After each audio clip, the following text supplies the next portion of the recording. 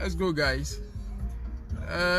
We started this series last week, but first let me wish everyone a very happy new month. I pray August will turn out to be a very good month for every one of us. All our aspirations, all our dreams will find fulfillment, and we'll receive help like never before this month, and we have more of God's help. Last week we started by we talked about passion and profit. We talked about how passion alone is not enough to succeed in agriculture and any other venture.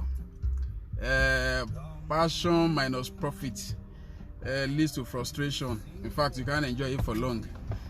So we talked about keeping your eyes on the number. How the number is very, very, very, very important. Without the number, it is useless and can't be sustained for long. So today, I've been having a lot of people ask me how we've been able to achieve what we've achieved with Astorm in such a very short time. And honestly, I don't really have a single answer for people when they ask me such. But one of the things I've learned so far is something I discovered during the week. We were somewhere and a guy was talking about how he got some clients from outside the country. The guy only patronized him once, and he actually fell in love with his product, which happens to be a food business. And the guy had to go and make some supply. He lives outside Lagos. He lives in one of these southwestern states, and it was a very good transaction for him. So while we were talking, so he was talking to a brother of mine on how he needs help, like he doesn't know what to do and things like that. So as he was saying it, I was like, dude, you have a very good opportunity in your hand. Like, you have something that people from outside the country are making order for, and you're right, as in you are in another place and people in Lagos are making order for your product, and you don't live in Lagos, and you are making delivery of something of about $500 in a day, and it's outside Lagos. For me, I saw that the guy doesn't really understand the value of what he has, and it leads me to what I want to talk about today. I discovered that we have enormous opportunity in agriculture in Nigeria, and not only in agriculture, in all the industries that we have as a country. But majorly in agriculture, one of the things I've seen that people don't have is they don't believe in the industry. They don't believe that all these dreams they have, all these dreams that all the good life you dream for yourself, all the impact you want to make, they are not seeing agriculture as a viable vehicle that can deliver on that vision they have for themselves. And because they don't believe it, they don't give it their best. And when there is no belief, when there is no faith in what you are doing, you just make it something like a side hustle. And when something is your side hustle, deep within you are still looking for another opportunity. And that is where a lot of people don't really get to maximize all the opportunity this industry has to offer. So for us, when we started in 2014, I told you last week, one of the things I was looking at something that I could be doing that will be bringing me clients from outside Ogbomoso.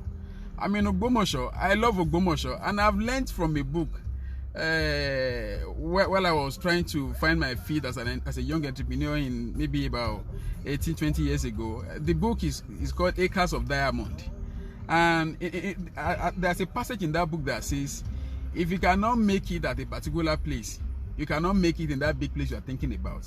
So for me to really make it in agriculture, first I have to believe in the industry. Then I have to believe that all the dreams I have, that things I want to achieve, I can actually achieve it where I am. Because when you first start anything, it won't be that rosy. It won't be like you draw your plans on paper. Things will get to a point that it will seem like it's not working, and that is the moment for you to kind of learn and push yourself, persevere. But a lot of people don't have that belief. They don't have that belief that that thing actually has the potential, that thing can actually deliver on all these dreams they have.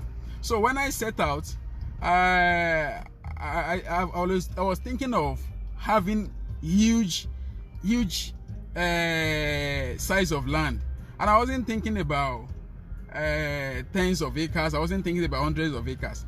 I was thinking about thousands of hectares, and I didn't have money. I didn't have capital, like Nigerians will say that there is no capital. But along the line, I learned that capital is not the money. So, but for me to get this concept to work for me, I have to believe.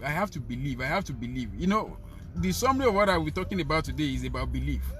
And without belief, without faith, it's going to be very, very hard to achieve anything. So for me, I was able to believe that Ogbomoso is a place that could give me all this my multi-million-dollar, whatever idea I have and the vision I have. So I believed it, even though people see it as a local place and things like that. But my belief in the industry, agriculture holds enormous opportunity. The town itself has opportunity, and one of the biggest opportunity of Ogbomoso is because people are not looking into this area. They feel it's a dry land. So, but for me, when I see people outside town doing well and achieving their dream faster, I could be challenged, but it has been a point for me to reinforce my belief. So it's about belief. When you believe the industry, you will go all out. When other opportunities are kind of presenting themselves to you, you are getting enticed. They are, as in, you have these things that are just trying to distract you, because it is belief that will help you fight the distraction. Because one of the challenges you are going to face is to stay focused. One, you expect things to work according to your plan on paper, but the reality doesn't always work like that. And when things are slowing down and it's not going the way you want it to go, it's a time that a lot of other alternatives will present themselves.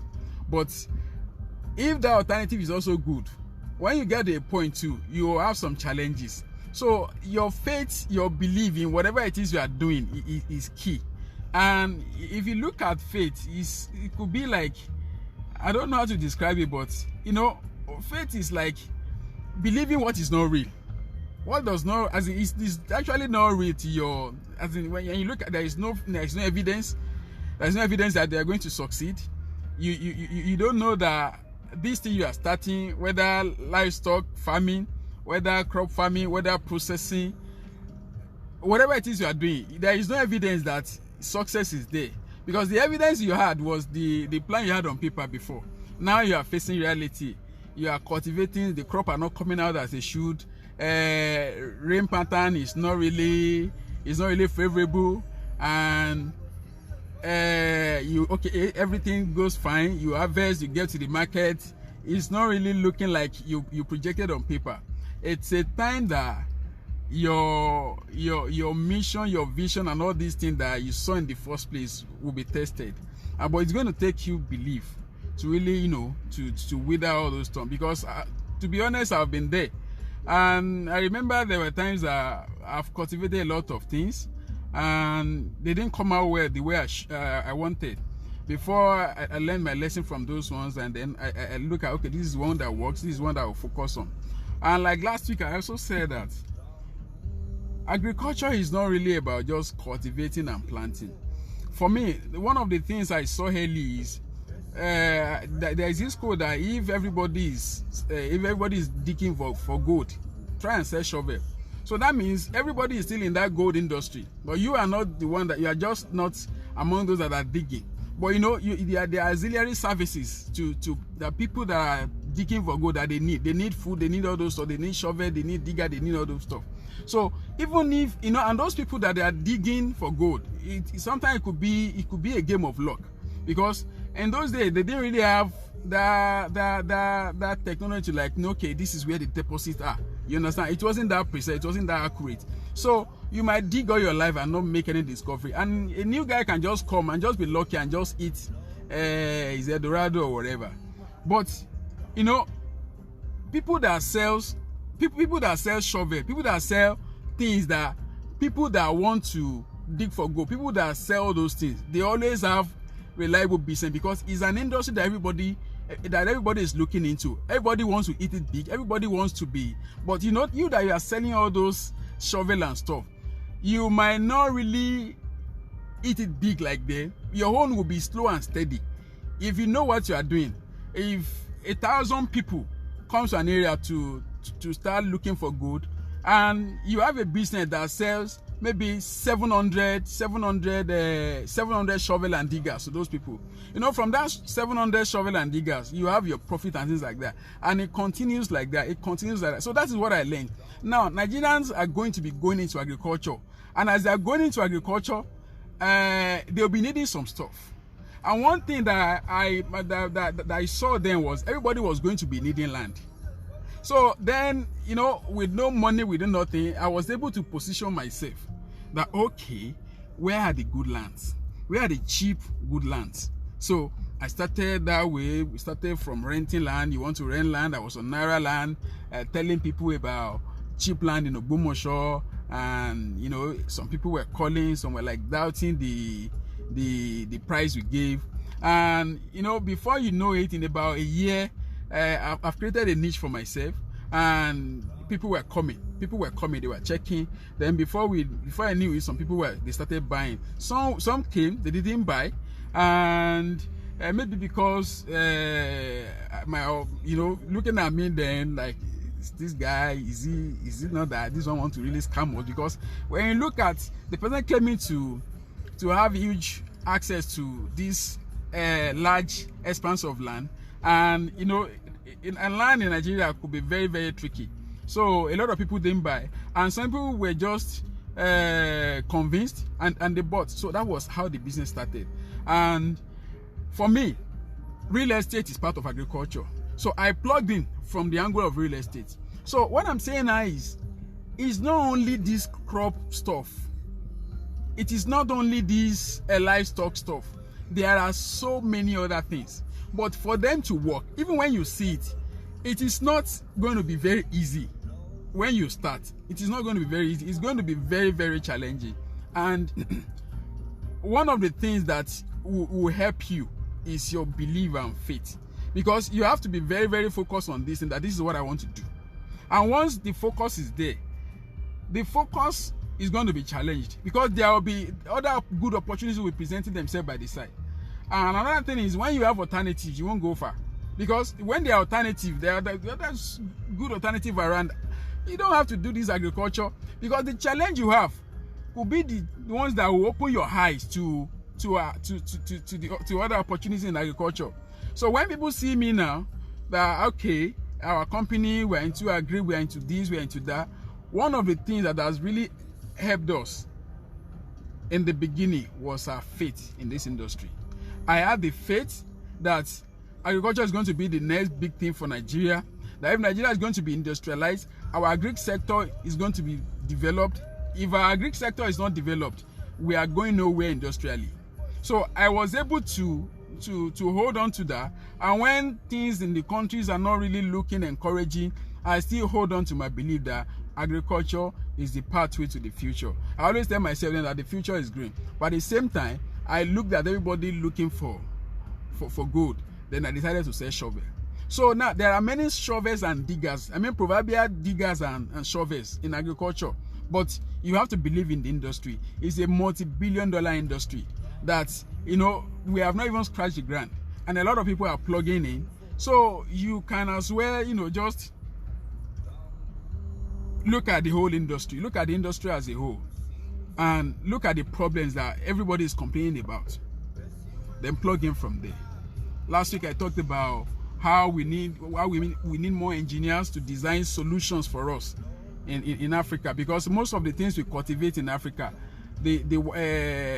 most of the things we cultivate that are indigenous to us, that are not being cultivated by the white people, we don't have machines for them. I talked about yam, that we need engineers that will really make things that can make these heaps they used to plant yam, and there are so many other things like that. So there's opportunity in processing, there's opportunity in marketing, there is opportunity in distribution. So it is very, very big. So, but if you don't believe in it, you can't see the big picture. And when I say big picture, I mean the big number. So when you see the big numbers and you believe it, you are going to now devote yourself, your time, your resources to making it work. So for me, that has been very key in the beginning. And last week we also talked about how people want to really eat it big the first time they start. So we were talking about when you first start, it's always good to just take it slow. Have your big dream, have your big vision, but start small. I said if you have $1 million to spend in agriculture and you want to do it by yourself with no experts helping you or anything, it's always good to take 10% of that money to start, because there's a learning curve. If $1 million is all you have and you put everything the first year, there is a very high chance that you are going to lose out on everything. And when you lose out and you don't have resources to try again, to try and improve on the lessons you've learned, then you say the industry is bad. I shared my story of how I first, when I started my poultry in 2010, how I didn't do my due diligence and how I lost everything and what I learned. Then I put everything I had. So when the whole stuff collapsed, I couldn't try again. I have learned why the chickens were dying. I have learned why the chickens were not laying well, but I didn't have the money to start all over again. So that's why I said, if you are starting now, if 100,000 is all you have, it is not bad if you just start with just 10,000 naira. It might be small, but you know, it's good because you are going to learn a lot of things. You are going to, don't let the money drive you. And another set of people I've seen is, you know, I deal with a lot of corporate people. When they come to us, they want an agribusiness that will start paying them annually what their company is paying them. For instance, you are earning 500K in your company per month, and you approach your banker, you take loan, and when you take this loan, you are looking for an agri venture that will be giving you that same amount per month. It is possible, but you know, the job that is paying you that much, you didn't start earning that amount of money the day you got your first employment. You grew on the ladder. You grew in your career, and you got to where you are now. So the same thing applies to this industry. So it's always good to calm down, to slow down, calm down, slow down, learn the process, and don't put everything you have in the beginning. So when you don't put everything you have in the beginning, when there is any problem, you can always learn your lesson, improve on it, and start. So that has been the system I've been using. And the one I talked about, when everybody is selling, is looking for good, sell shovel. That wisdom still holds true till today. So don't be carried away. Don't look at just cultivation alone, because people that are cultivating, they are not even cultivating enough side, because we have lots of farmers in this country, lots and lots of farmers doing small piece of land. This one is doing a plot of land, 600 square meters. This one is doing maybe 1,000 beds. You know, all these they are good starts, you understand, but we need people that have the faith, that will go in big time, that will bring the experts. That if you want to cultivate cassava now, you won't cultivate cassava the way an average farmer is cultivating. If you have to bring in experts from Thailand, there are some good Chinese, there's some Chinese guys, some Indian guys that are very good at cultivating cassava. The way they cultivate their own, when they tell you know, they are precise. They can tell you that from an acre of cassava, you will have 10 tons. and it's what they've been doing over and over. So they are more precise. But you know, people that have that kind of resources, what I see they don't have is they don't have that faith in the industry. Because if you see the way people go about on the industry, like for instance now, a lot of people believe in oil and gas, and they put tens of millions, some in the range of hundreds of millions. It depends on the location where you are citing your like if you're in the downstream, people that do the marketing. Say you want to have a filling station in a place like Lekki now. You know how much land costs there before you now set it up, get the license and all those stuff. You know, they believe in that because it's very easy. It is been established that okay, when you put money on fuel, this is how much you buy per liter. This is how much you sell per liter. Your profit is very easy. But you know, those ones that are that are established industry, the chance of making it big there is not as high as in agriculture. That people don't really believe in it. People don't believe in it, so they don't. The people that have the resources to really turn around agriculture, they don't want to. They are not saying it. So, and the few ones that have the money are still trying. They are not going about it the right way. So, if you are going to have that kind of money put in agriculture, I will advise that you put in the experts. You assemble a team of experts, people that are very good at crop, people that are very good at livestock. They are going to advise you. It could take you a year or more to put the structure together and let the expert do their thing. Me myself now, the level we are going and stuff now, I'm already thinking that it's high time I stepped aside as the operation manager or whatever, because there are people that can handle this thing better than me. I'm a businessman. I'm not an agri person. What I know about agriculture are things I've learned, but the big vision we have now that we want to do is high time I brought in experts on livestock, experts on crop cultivation. They could be expatriates. They are the ones that are best suitable for the job, and that's the way to think about it, because it's not just money.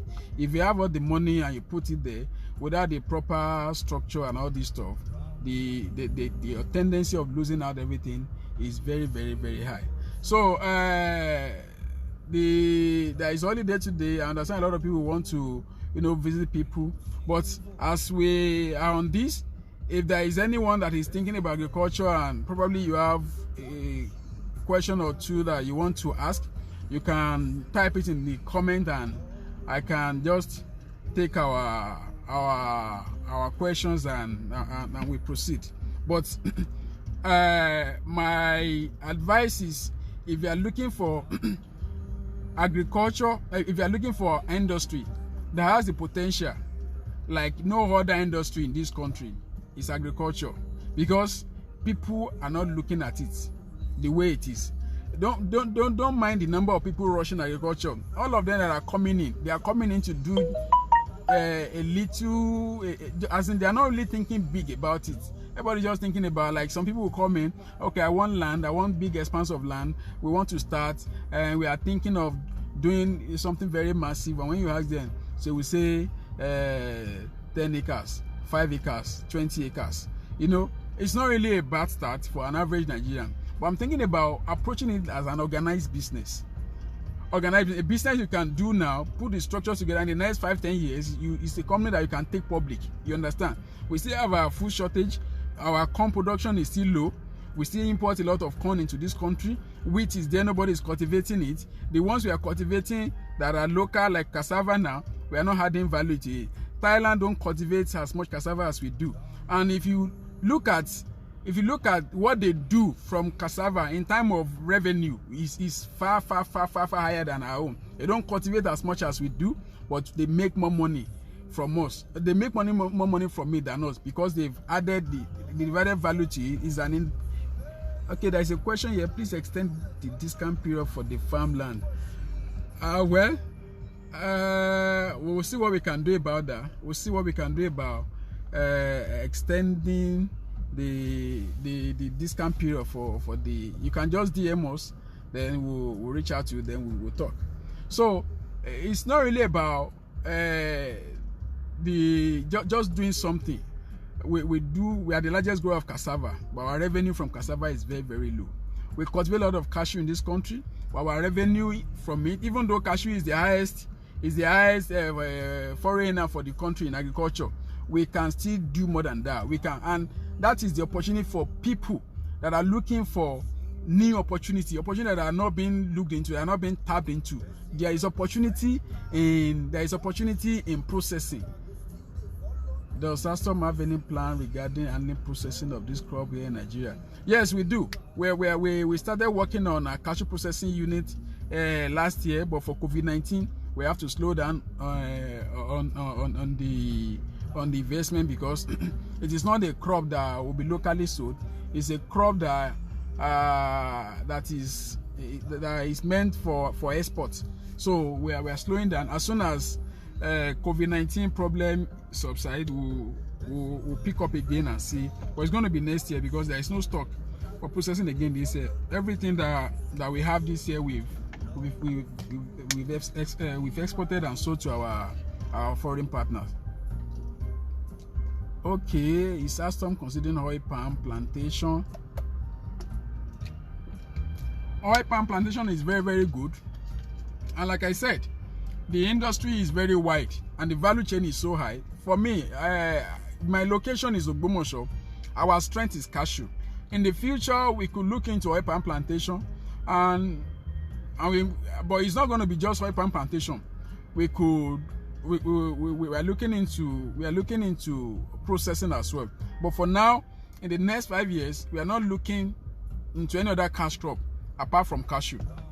That is our focus for the next 5 years. So oil palm plantation is good, but for us, because of our location, our strength here is cashew, and we've not really maximized what cashew has. So when we have not done that, it will not be nice if we now go into another thing, and it's just like we are not digging deep. Let's dig deep. Let's take roots. Let's master this. Then and I don't really think oil palm has problem in Nigeria, because there are big players in the industry already. Big players like Okomo, like Presco, you know, those guys, they are doing fantastically well. They are being traded on Nigerian Stock Exchange, and they are filling some gap. So we are not really close to that idea. We are not really close to that idea. Since government is discouraging maize, are you planting maize? Well, I don't think the government is discouraging maize. I'm not planting maize though. Though we have a project of about 50 acres of maize that is currently going on. But you know, because of the scale we do, I don't really consider that as something major. Maize is good, but you know, for you to do maize in a profitable way, you have to really get it right.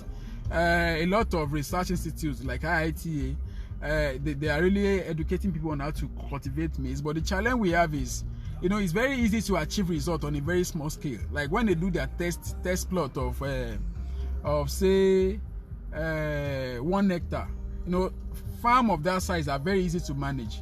But when you now scale up to something like 100 hectares, you know, it's a new ball game. So for that, maize is not something we are really keen about now in Astom. We've narrowed down our focus to cattle, cashew, and cassava.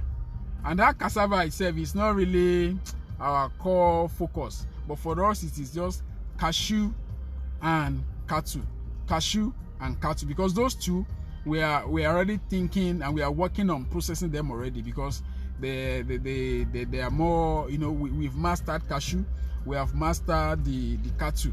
So we are thinking of expanding our ranch so that we can have maybe 10,000 heads of cattle, you know, as we are cultivating more cashew, have capacity to process as much as possible.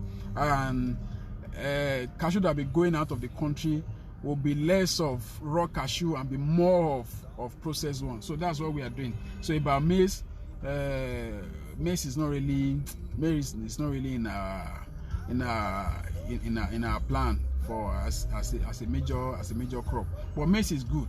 if you can do the work, do the due diligence, and if the farm is not that big and you can monitor it, so it is very good. So that's that about maize. So the thing that will get you faster to your destination, like I said in the beginning, is believe in this industry. If you don't believe it, you can't really get the most out of it. So your belief is key. You have to believe it has potential. You have to believe the opportunity is good, and you have to believe that when you put in your best, you are going to get the desired result. So I don't think we have any other question. My plan is to spend 30 minutes on this, and I think I have just 2 minutes to go. In the absence of no question, I want to appreciate everyone for taking out time to be a part of this, and you can as well drop your question on our DM. We can, okay, somebody is saying we can use maize as a feed for the cattle. Yes, that's correct. We can use it, but you know, we have cheap alternatives too. Agriculture is about watching your input and output. Maize is very expensive now. You know, grass is equally good for cattle. So cattle are mostly grass fed.